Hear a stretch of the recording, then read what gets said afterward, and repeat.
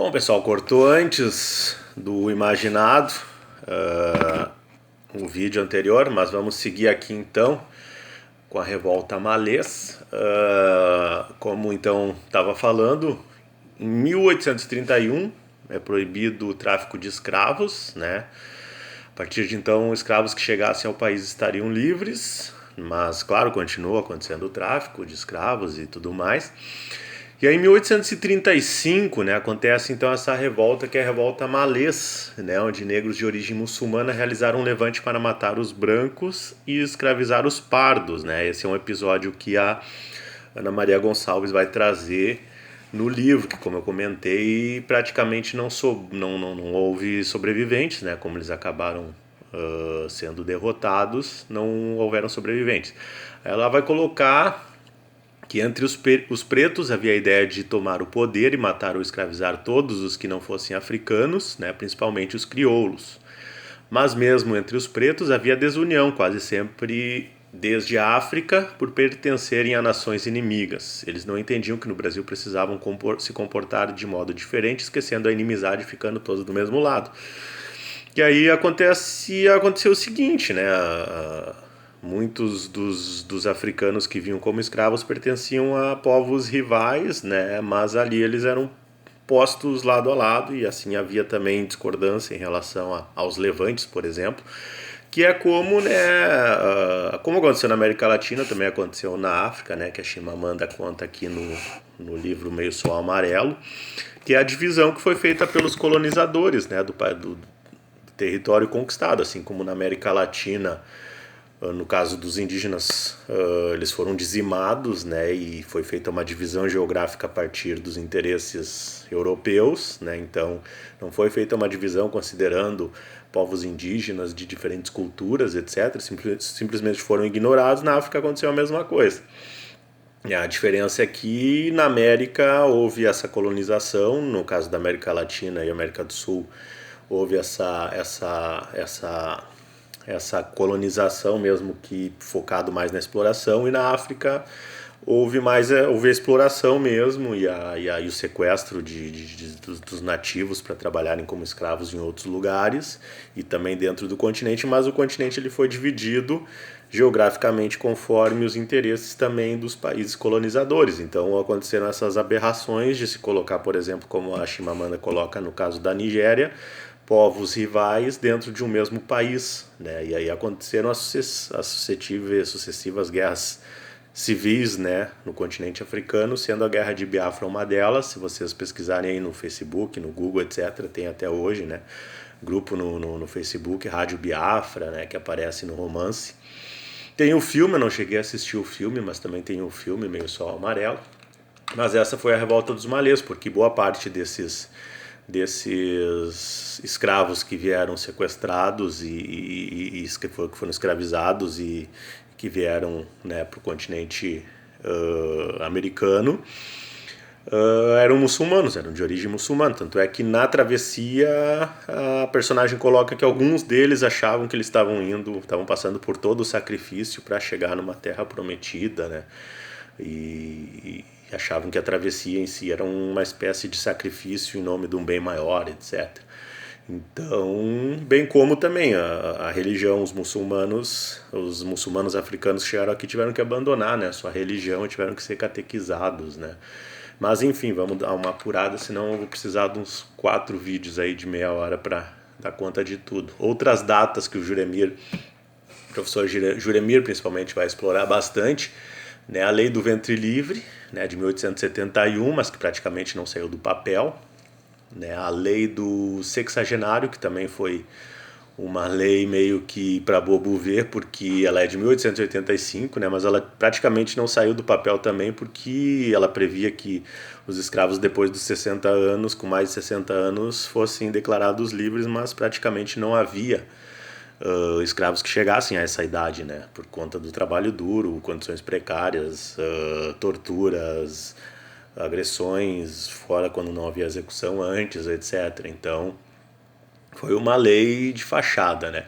Houve oposição forte por parte de fazendeiros, empresários e conservadores, né, tanto políticos quanto jornais, é isso que de novo o Juremir vai recuperar arquivos, né, jornais, matérias, ele vai trazer aqui discursos de políticos, etc. Então houve uma forte oposição a essas leis que foram flexibilizando mais a questão da escravatura, e depois, principalmente com a abolição, também houve uma forte resistência de boa parte, né? E havia essa teoria do resgate, que é uma aberração, né? O discurso dizia que a escravidão era uma boa ação, né? Que salvava os negros da África selvagem. Então, aquela coisa, no desespero, por questões econômicas, de que iam ser afetados, criam discursos mais loucos, imaginários, para tentar justificar o injustificável, né? Então, o Juremir Machado da Silva vai ironizar justamente isso: os brancos bons, racionais, esse era o discurso, né, dos escravocatas. Os brancos bons, racionais, civilizados e cristãos agiriam pela recuperação dos seus irmãos aprisionados e também em benefício da África e dos selvagens africanos necessitados de salvação e da proteção contra os seus, né? Então se usa a religião e outros elementos para tentar se justificar o injustificável. Aí é que é um ponto chave assim do livro do Juremir, que é a abordagem jornalística, né, sobre o 13 de maio de 1888, e que explica por que a sociedade e o Estado têm uma dívida gigantesca, né, com os descendentes, né, dos escravos africanos e com a população negra e parda, né, do país. Então ele vai trazer essa abordagem porque mostra muito do que aconteceu e que levou a chegar ao ponto de ter um episódio que foi ilustrado, recuperado quase que por acaso, né, pelo historiador, e que foi levado até o profissional que fez o documentário, né, do Menino 23, que assim como o que aconteceu no Menino 23 aconteceu em vários lugares do país, coisas semelhantes, né, episódios semelhantes, e ao longo das décadas seguintes, não foi só na década de 20, né. Então o Juremir vai colocar justamente isso, junto com a celebração da maioria, né, que estava celebrando ali, a imprensa, por exemplo, celebrando a abolição da escravidão no Brasil, né, mas junto com essa celebração vinha ao mesmo tempo cobranças por medidas de segurança, né, contra os negros que estavam livres a partir de agora. Então, assim como nos Estados Unidos, no caso da 13ª emenda, quando se acaba com a escravidão, os negros, eles teoricamente são livres, mas eles são perseguidos e presos, postos em prisões, e onde eles continuam a fazer o trabalho escravo. E no caso do Brasil, também se cobra medidas de segurança, porque agora, né, a sociedade teria esses ex-escravos, né, circulando, enfim, etc., com direitos, etc. Aliás, outro ponto importante, que é do um defeito de cor, que vale a pena mencionar, é o título do livro, né? Que na verdade isso é contado até mais para frente, mas na narrativa, né? Um defeito de cor é esse título porque quando num determinado momento da narrativa chega ao ponto em que os negros, eles podem comprar carta de alforria, etc., eles podem trabalhar, né? Então, e aí, só que para se candidatar ao emprego, né, eles tinham que assinar um documento assumindo que tinha um defeito de cor, né? Então a legislação brasileira chegou a ter essa outra aberração. Então, por conta disso que a Ana Maria Gonçalves utilizou, né, esse termo para dar título ao romance, né, um defeito de cor. Bom, feito esse parêntese, então, né, o Juremir vai mencionar justamente que vários faziam referência, né, diferentemente de outros países. Aí que está outra ilusão, outro lugar comum que acabou sendo repetido durante muitos anos, é justamente esse ponto, né, de que a abolição veio sem sangue, né? Algo completamente ridículo, né? Porque foi com muito derramamento de sangue ao longo de 356 anos, né? sem sangue, só se for sem sangue branco, né? Faltou ressaltar, porque foram os 3 séculos e meio de sangue negro sendo derramado no país e com autorização do Estado. E aí até eu aproveito para fazer um parêntese, que tem esse outro livro aqui, mas que não trata só sobre esse tema, que é sobre Lutas e Lágrimas, é do Mário Magalhães, que é um jornalista, biógrafo, e ele faz uma biografia de 2018, né, tentando explicar e tendo um foco importante no assassinato da Marielle, né, mulher negra, ativista, etc. E ele vai colocar aqui, ao final, que aqui converge com essa parte que a gente está vendo, né, do derramamento de sangue negro, e só para a gente ver como em 2019, 2020 a gente, né, continua derramando bastante sangue negro, e o próprio Estado derramando esse sangue. Então ele vai colocar aqui ao final da edição, né, a primeira edição deste livro foi concluída em 2019, mês em que um grupo de militares do Exército Brasileiro fuzilou o músico Evaldo dos Santos Rosa, cidadão negro de 51 anos, acompanhado de parentes, inclusive o filho de 7 anos. Evaldo passava de carro por Guadalupe, bairro do subúrbio carioca. O catador de latinhas, Luciano Macedo, 27 anos, tentou socorrer a família e também foi morto por tiros dos militares. Policiais disseram suspeitar que... Daí tem toda a história ali que vocês conhecem, né? Ele coloca o comentário do governador do Rio de Janeiro, Wilson Witzel, né? Não me cabe fazer juízo de valor, e por 5 dias o presidente Jair Bolsonaro silenciou sobre o episódio. Então falou: o exército não matou ninguém não, o exército é do povo e não pode acusar o povo de ser assassino não. Então a gente tem o Estado de novo, né, não só defendendo como matando nesse caso. O exército matou com pessoas do Estado, com arma do Estado, né? E isso em 2019, né? Então, para ver como os reflexos lá dos séculos 16, 17, 18, 19, né, não, né, ainda estão bastante presentes na sociedade no século 21. E outra bizarrice que o Juremir traz, né, desse período da abolição, é que os escravocratas, claro, ficaram enfurecidos por conta do prejuízo financeiro que eles teriam, e eles não só não queriam a abolição, como eles queriam uma indenização, né, pela abolição, porque eles iam perder mercadoria, né, nas palavras deles. Então eles queriam que o Estado indenizasse eles por eles libertarem os escravos, porque eles achavam que era um direito deles, porque eles tinham pago por aquilo, né.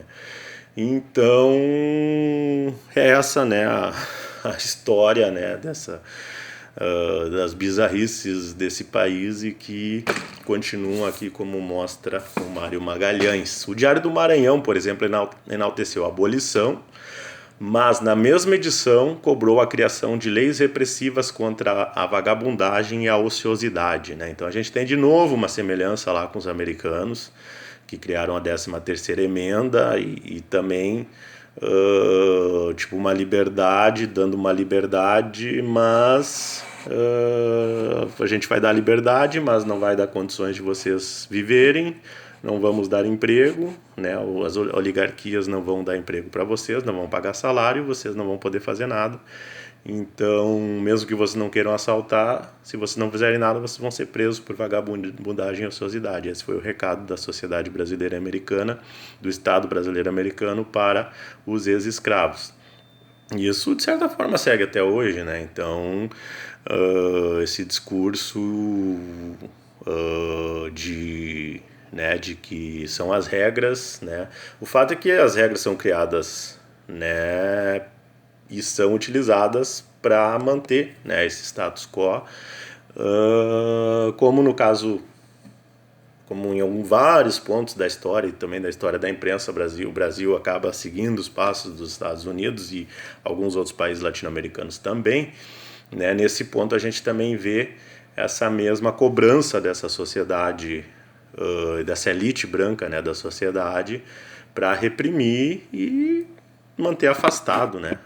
No caso, antes, quando era feito tráfico de escravos, né? Aí servia, a partir do momento que é feita a abolição, aí a gente já, no caso, eles pensavam: agora a gente já não quer mais africanos e descendentes na nossa sociedade, e vamos dar um jeito de eliminar eles e manter que eles manter uma forma de fazer uma forma com que se mantenham, com que eles se mantenham trabalhando, né, pra gente ou de graça ou da maneira mais barata possível. E aí tem um outro livro que depois eu vou comentar, mas já vou antecipar, que são os livros da Djamila Ribeiro, né, que ela é colunista da Folha de São Paulo, né, eu tenho esses 2 livros dela, mas ela tem outros 3 na verdade, que é Quem Tem Medo do Feminismo Negro, Lugar de Fala, é muito bom, e Pequeno Manual Antirracista, né. Então, são 3 livros bons, depois a gente pode falar um pouco mais sobre eles, que também introduzem muito e trazem muitos dados históricos, esses reflexos do que aconteceu com o que acontece hoje. Então, o Diário do Maranhão, desculpe, publicou exatamente essas palavras. Centenas de indivíduos sem ofícios e que terão horror ao trabalho, quer dizer, pessoas que estavam trabalhando e sustentando, né, os privilégios, né, da elite branca, entregando-se por isso a toda sorte de vícios, precisam ficar sob um rigoroso regime policial para assim poderem ser mais tarde aproveitados. Né, então a gente vê, né, o reflexo que tem hoje, porque até se pegar desse tempo para hoje, se for pegar por gerações, 3, 4 gerações atrás, né, e a sociedade nunca fez nada para eliminar isso que foi feito, né, o Estado e a sociedade de maneira geral. Então, os ex-escravos, os negros, eles foram imediatamente taxados já de bêbados, de vagabundos, de usuários de drogas, etc., tanto aqui quanto nos Estados Unidos.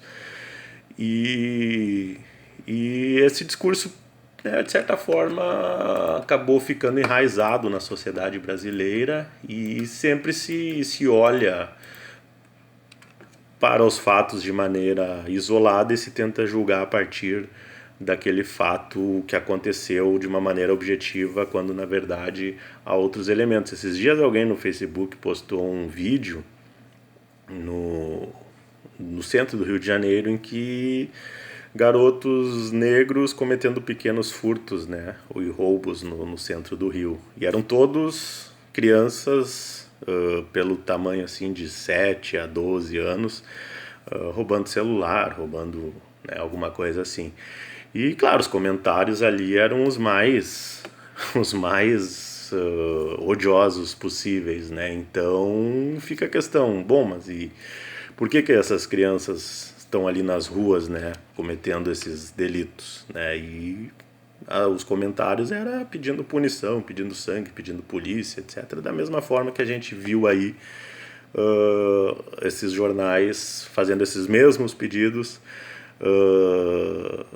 por estarem preocupados que agora, né, os ex-escravos iam estar soltos na sociedade para cometer crimes e não quererem trabalhar, etc. Mas o Estado não deu nenhuma condição, e nem a sociedade, nem a elite branca, nem os empresários, nem os fazendeiros, ninguém deu nenhuma condição, nenhuma possibilidade de desenvolvimento, né?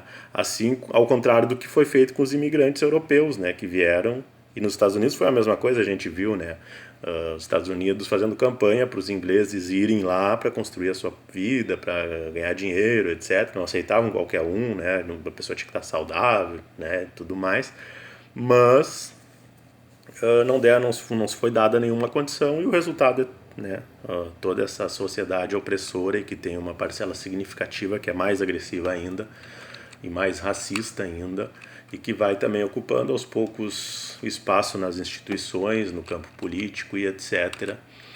Então, esse é um dos pontos. A gente chega na imprensa, né? A imprensa que em boa parte foi engajada, né? Teve essa parte engajada também, né? Então não foi toda a imprensa, como eu falei, houve uma divisão, e teve uma boa parte da imprensa que foi engajada e que foi fundamental para ver a abolição, né?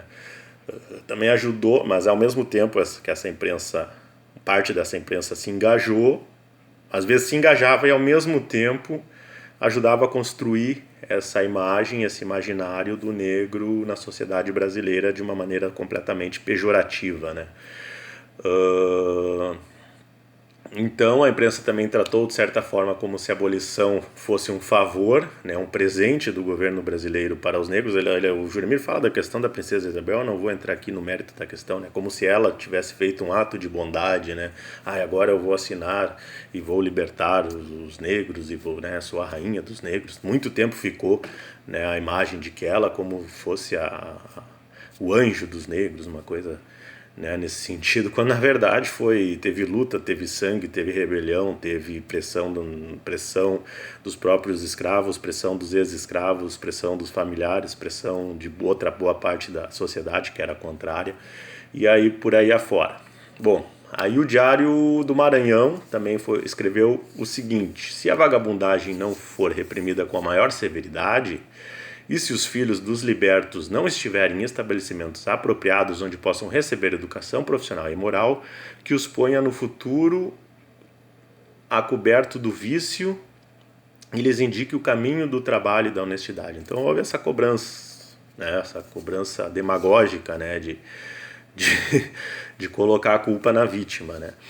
Desde o primeiro dia do fim da escravidão, o negro liberto seria visto como vagabundo e bêbado em potencial, né? Isso, se vocês assistirem aquele documentário da 13ª Emenda, vocês vão ver que é outro elemento forte na cultura e na política americana que a gente copiou, entre aspas, entre tantas outras coisas que a gente vai ver até mais pra frente. Preconceitos seguiram institucionalizados, né? A questão dos times de futebol, por exemplo, durante muitos anos, só na década de 20, né, o Vasco da Gama foi o primeiro clube brasileiro a aceitar negros, né? Então, tem uma questão de Grêmio e Inter. Tem um livro que se chama Somos Azuis, Pretos e Brancos, do jornalista Léo Gershman, que ele recupera a questão do Lupicínio Rodrigues. O Lupicínio Rodrigues, inclusive, conta que ele era gremista, porque o Lupicínio Rodrigues é um dos principais músicos da história do Brasil negro, né? Ele escreveu hinos de alguns clubes, dentre as quais o do Grêmio. E ele conta que o pai dele virou gremista porque não foi aceito no Inter, né? Então, na verdade, a questão da ligação do Inter com o negros aconteceu imediatamente após esse período, quando o Inter foi também por uma questão de necessidade buscar jogadores na chamada Liga da Canela Preta, que era, né, havia esse segregacionismo, né, um campeonato sem os negros e outros só de negros, e eles foram lá buscar esses jogadores na Liga da Canela Preta, e esse criou o rolo compressor que ganhou tudo, né. Então, o Léo Gershman conta a história, mas que demonstra, né, e como essa segregação racial que havia nos Estados Unidos também teve no Brasil, né. Bom, no documentário do Menino 23 vocês veem imagens ali da época, a questão do Getúlio, do Partido Integralista, que está querendo ressuscitar agora, né? Então, tem imagens da época que ilustram melhor essa parte aí dessa... Aliás, teve até um documentário sobre o Mussum recentemente que eu vi, que também mostra como há pouquíssimo tempo, né, anos 80, 90, né, as piadas racistas que eram passadas em rede nacional nos domingos na Globo, por exemplo, né, e mostra ali os companheiros Dedé, Didi, né, que são os que estão vivos, né, constrangidos, assim, querendo justificar também essa coisa de que era assim naquela época, aquela coisa toda, enfim. Na mesma edição que se comemorava a abolição, os jornais seguiam publicando anúncios, quer dizer, estava abolida a escravidão, mas tinha anúncios como esse: aluga-se uma mulatinha de 18 anos de idade própria para todo o serviço doméstico, e aluga-se também o primeiro andar da casa número 8 da Rua dos Barbeiros, etc. Ou seja, a primeira coisa que a sociedade brasileira, através da imprensa, fez após a abolição não foi um pedido de desculpas, né? Não foi uma indenização para as pessoas que teriam que ser indenizadas, mas sim o pedido de repressão, né, para os libertos e de indenização para os sequestradores, né? Então é uma coisa completamente absurda, né? Robert Conrad, historiador americano, chamava atenção justamente para a preguiça do brasileiro branco. Quer dizer, aluga negros para viver preguiçosamente. Quer dizer, os brancos tinham inicialmente os escravos negros e depois contratavam os serviços domésticos para ele ficar estirado na rede, né, enquanto o negro fazia o trabalho braçal e pesado, e de certa forma as estatísticas mostram aí, né, em relação à ocupação de cargos de chefia, pessoas que vão para a universidade, etc., e que demonstram que essa herança ela perdura até hoje, né? Então, a abolição da escravidão inaugurou simultaneamente o longo ciclo da marginalização do negro. O crime maior seria o de ser negro, né? Então, enfim, tem alguns outros materiais aqui que eu tenho aqui. Esse aqui, do Giovanni Martins, Sol na Cabeça, vale a pena ler também, é uma coletânea de contos e crônicas. Então ele conta um episódio de uma das primeiras vezes, por exemplo, em que ele se deu conta de que algumas pessoas tinham medo dele por ele ser negro, né? Então ele acabou, né, no conto ali, ele faz uma brincadeira, ele tem um cara lá que sempre atravessa a rua quando vê ele, e aí ele começa todo dia a ir atrás do cara só pra tirar uma onda, né, no cara que tá com medo dele porque acha que ele vai roubar o celular, não sei o quê. Esse aqui é um outro romance do Ralph Ellison, que é O Homem Invisível, né? Conta a história de um menino negro também, que ele sai do sul. Acho que eu tinha comentado até sobre esse livro rapidamente. Ele sai do sul dos Estados Unidos e vai para o norte.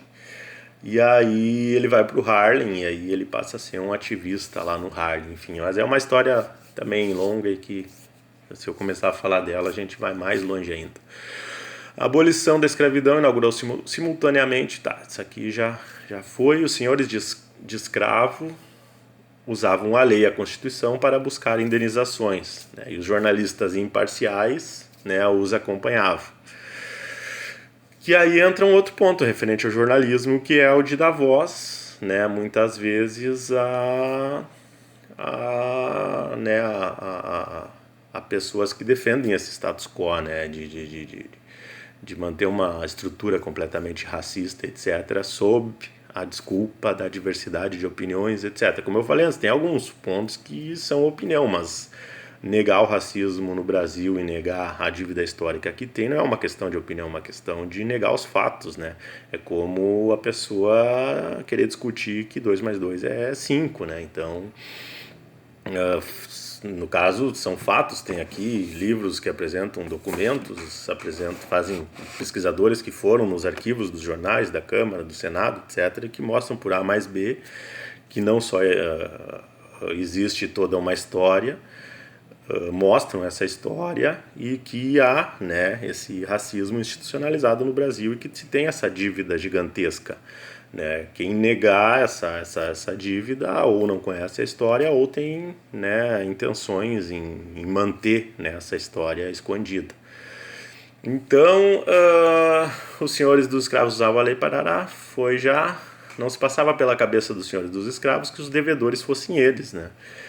Então, é aquilo que está também no filme, se vocês assistirem 12 anos de escravidão, né, o filme americano, é exatamente aquela cena mais pro final, né, em que o cara briga lá, não, eu paguei por ele é, né, é minha propriedade, etc. Aí o Machado da Silva vai colocar mais pra frente, os discursos dos escravagistas fincaram raízes na cultura brasileira, sempre em nome da legalidade, da ordem, da produção, da produtividade, do direito, da Constituição, das famílias, das fortunas adquiridas dentro da lei, do respeito à propriedade, da paz, da segurança jurídica e alimentar das instituições e do bem comum. Nesse ponto aqui, o filme da 13ª Emenda mostra bem, né? É tudo feito dentro da lei. Mas aí se você pensar que a Alemanha nazista foi construída dentro da lei do país, na época da Alemanha, e que as leis foram mudadas para que aquilo acontecesse, né? Então basta se mudar a lei para se fazer esses absurdos, né? Então não dizer que está dentro da lei não diminui, né, o caráter genocida e opressor, né, que foi feito, e essa coisa de que era a cultura da época também nos arquivos mostram que esse discurso não cola, né? José de Alencar, romancista, nacionalista, autor de O Guarani, Senhora, etc. O Juremir recupera, né, esse discurso dele. Por exemplo, criticou a lei do ventre livre, acusando o governo de incutir o terror nos proprietários e lavradores, com esperança de obter deles, pelo receio de maiores calamidades, o sacrifício de direitos importantes de interesses respeitáveis criados à sombra da lei, né? A própria 13ª Emenda americana, né? A lei está lá, né? Então, se usa trabalho escravo negro, o documentário mostra isso claramente com o aval da lei, né? A história da humanidade, a história... tanto é que a segregação nos Estados Unidos era lei, né? Então, a lei permitia, né, haver essa segregação, por exemplo... e aí tem um outro livro que eu não peguei aqui, que se chama Marca Humana, do Felipe Rutt, que trata também dessa questão racial nos Estados Unidos. O negro não podia doar sangue, por exemplo, né? Então estava dentro da lei, mas, né, as leis também, né, podem ser questionadas, e uma das funções do jornalismo é justamente questionar esse tipo de lei. A história da humanidade é a história de suas racionalizações, que em princípio parecem limitadas no tempo, mas vistas de perto apresentam repetições antropológicas como estruturas recorrentes. É aquela coisa, a história se repete, né, e aquele chavão, lugar comum, né, de que o povo que não conhece sua história está condenado a repeti-la. E repete. Peguem o livro do Huxley, Adorável Mundo Novo, peguem 1984 do George Orwell, né, que são ficções, mas que mostram isso, e basta estudar a história para ver que a história está seguidamente se repetindo. As ideias mais opressoras sempre se disfarçam de boas ações. Isso a gente conhece muito bem atualmente. Pode-se entender que foi um embrião da meritocracia. Os mais produtivos podiam dispor de uma cota de escravos resgatados de seu inferno africano para viver as delícias do cativeiro sul-americano, né? O Jeremias coloca ironizando, né? Como se fosse, né? A gente tem que agradecer porque nos tiraram do inferno da África para a gente viver feliz como escravo na América do Sul. É mais ou menos, né, esse o disfarce que tentou e se tenta ainda, incrivelmente, em 2020, né, se impor. Apesar dos pesares, a imprensa teve papel-chave na abolição, né, com essa guerra, conservadores versus movimentos abolicionistas. Aí tem aí uma série de jornalistas, escritores negros que foram fundamentais. Até agora me vem na mente, acho que não coloquei aqui, teve o Lima Barreto, que foi um deles, que eu acho que até não coloquei aqui, eu não lembro agora se o Juremir menciona. Mas o José do Patrocínio, que dá nome à rua de Porto Alegre, à rua de cidades, etc., ele escreveu na Gazeta da Tarde, né, que a escravidão era um roubo, na época, né, ele escreveu, e aí que está a importância. Foi acusado pelos jornais escravagistas de declamar contra a escravidão por ambição de glória, quer dizer, ele que era o culpado porque ele queria aparecer, porque ele era um negro que lutava contra a escravidão, ele estava fazendo aquilo porque ele tinha interesse político em cima daquilo. Esse era o discurso que os escravocratas diziam, por vaidade somente, mais para ser aplaudido do estrangeiro do que por verdadeiro amor à liberdade, né? Aquela coisa de sempre tentar colar no outro, né, na vítima, o estigma ou de ganância, né? Enfim, parte da imprensa comprava o discurso de que a escravidão agia em defesa dos escravos por interesse.